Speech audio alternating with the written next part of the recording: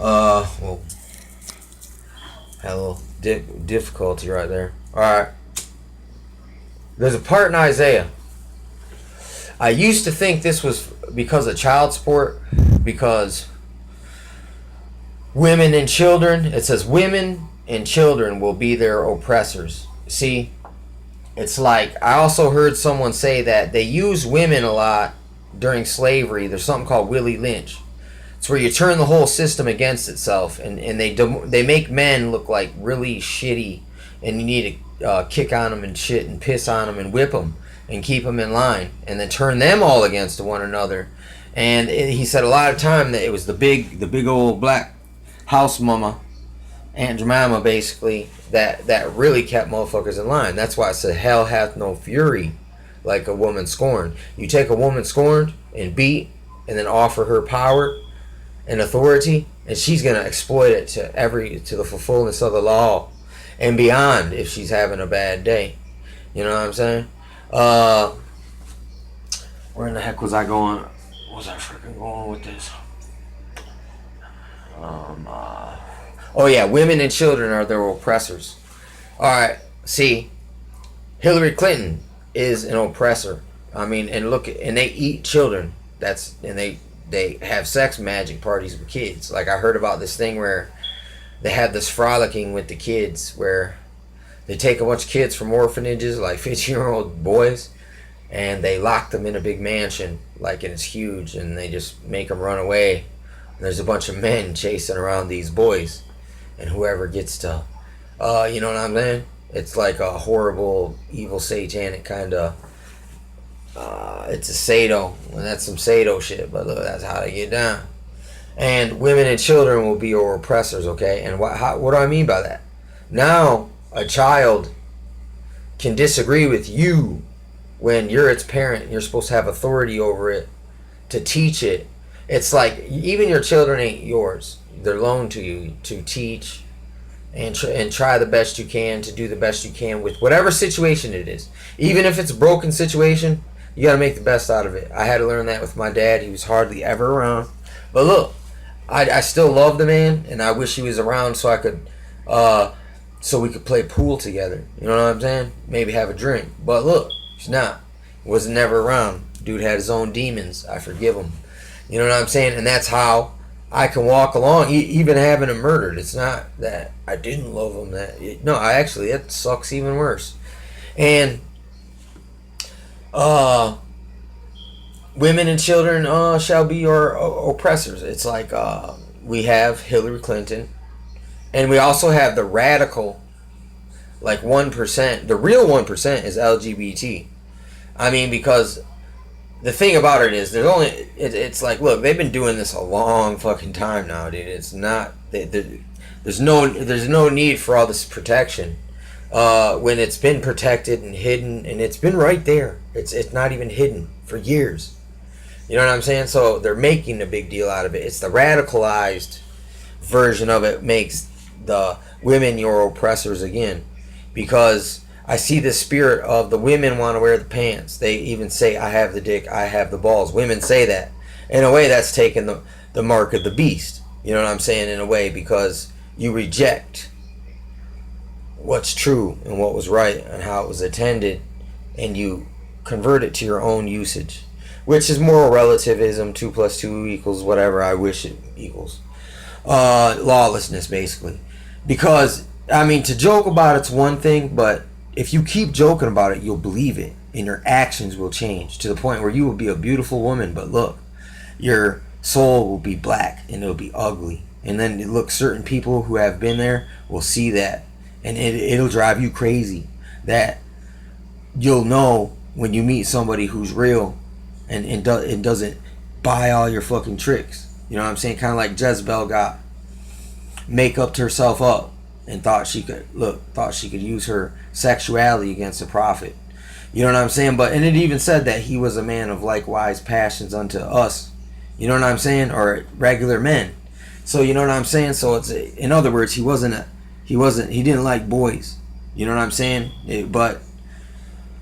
So that's part of the sacrifice of being those type of dudes sometimes, is that You deny yourself the things that you would like to do, but you really can't. You know what I'm saying? Not at that time. Like, I think I heard there's a time to embrace, but there's a time to refrain from embracing, just to pray. You know what I'm saying? So it's, I can see that praying should be a constant. I call it shingling, dude. It's like you shingle us up. It's kind of like we're all got our shields, like one of those, like on 300 when they're blocking the arrows. And as soon as the arrows stop, we go, and this big giant beam of light flies out and it breaks through the veil. The angels on the other side of that veil are like, yes, look, man has finally pierced the veil. They figured out the trick. You know what I'm saying? Because God can't tell you everything. You know what I'm saying? But I'm realizing this. The shingling effect, it's like building a cocoon. We're all out here individually like caterpillars, not doing too much of anything other than, you know what I'm saying? Whatever that capability is. Then you realize there's greater. It's like when Jesus said to him, didn't you know if you just had a mustard seed of faith, you could do this?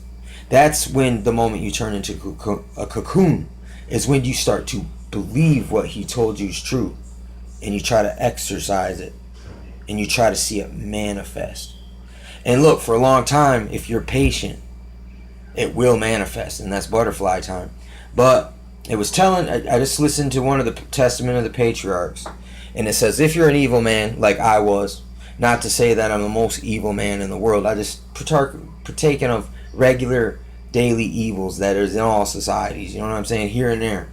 You know what I'm saying? Just things as usual. Business as usual. So it's like, it says, when you depart from evil, evil spirits come after you. They're angry. It's like the plantation owners when you're a runaway slave.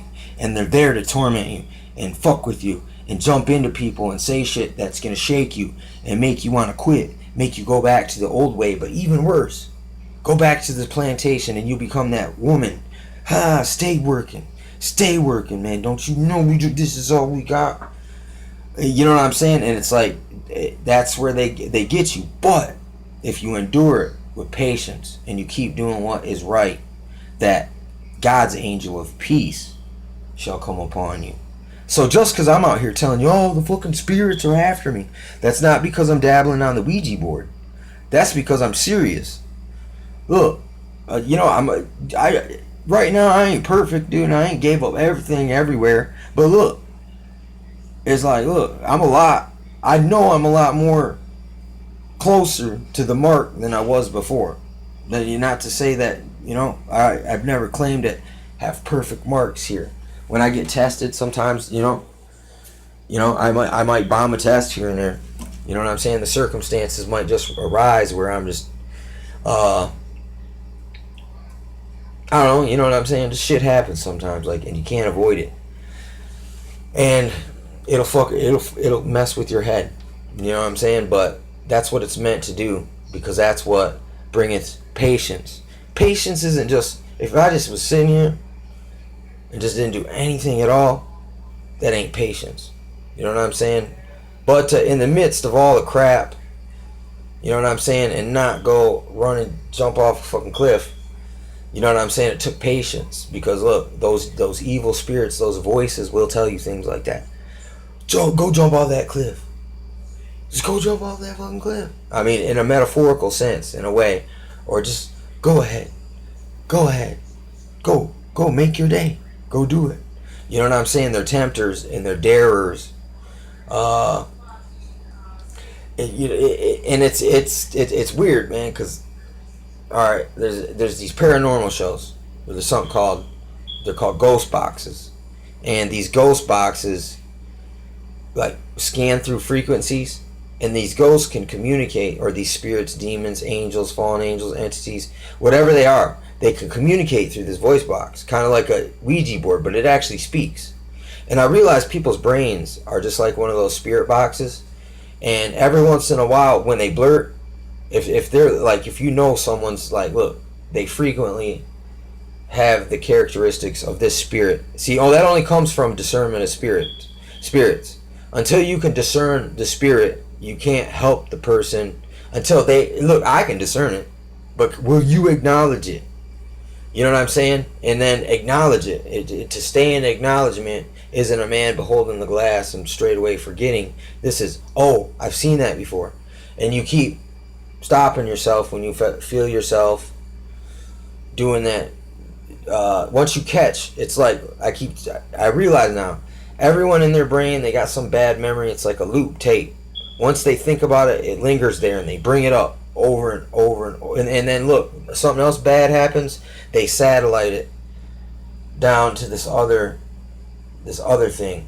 You know what I'm saying? They mention it again and again. It's like those are loops in your mind.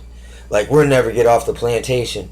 Whoops in the mind. Look, I left and they fucked them demons, they tormented me. So I went back to the plantation. And then look, the demons are using loops in your mind. You'll never make it on your own. Look, the Bible ain't real.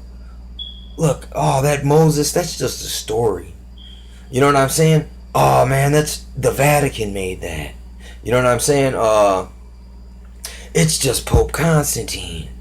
I mean, it's like to trying to get out of this mental FEMA camp, concentration camp that we've been born and has been manufactured. This matrix, this like you got this bag on your head, but there's like, you know, it's like the Predator. You know what I'm saying? Where it looks like it's all real and shit, but in a way, man, I mean, that's being inside the freaking box. I mean, literally, we were born inside this box, and they're gonna make it hell for you. And Willie Lynch papers, it turns man against woman, it turns half-breed against half-breed, race against race, light skin against dark skin, young against old, and I see people exhibiting the symptoms of this all the freaking time. Even the half-tribe of Manasseh. And especially if they can get women just broken in the right way, they have a tendency to be able to become way more evil than people. Just like you see African kids with machine guns, they can become more efficient as soldiers than grown-ass men because they're a smaller target, and since they've never learned right or wrong. So these guys are just out there, I mean, and look, so they don't even have a choice to be like, wait a second, no, that's not a worthy cause. No, I'm not going to help this rich man and kill innocent people to pay this rich man. You know what I'm saying? It's like stuff like that, man. But women and the children are their oppressors. And I thought initially it was child support, but I mean, even though that's partially justifiable, but it's still invasive and it's part of the communist break up the family thing. And they kind of, the state and the agencies are kind of a wedge. You know what I'm saying? Between it's a crutch that sometimes, if exploited by the wrong people, it actually wedges the relationship even farther fucking apart. And it's still destroyed it either way. Damned if you do, damned if you don't, in certain circumstances. Some circumstances it work. It's not even really necessary. So we could avoid all that. And here's the other thing. Children aren't old enough, they're not experienced enough, they ain't read enough books just to decide whether you're man or woman. Well, how you know if you're a man or woman is totally anatomical. I mean, if you want to modify yourself to anything else, that's different.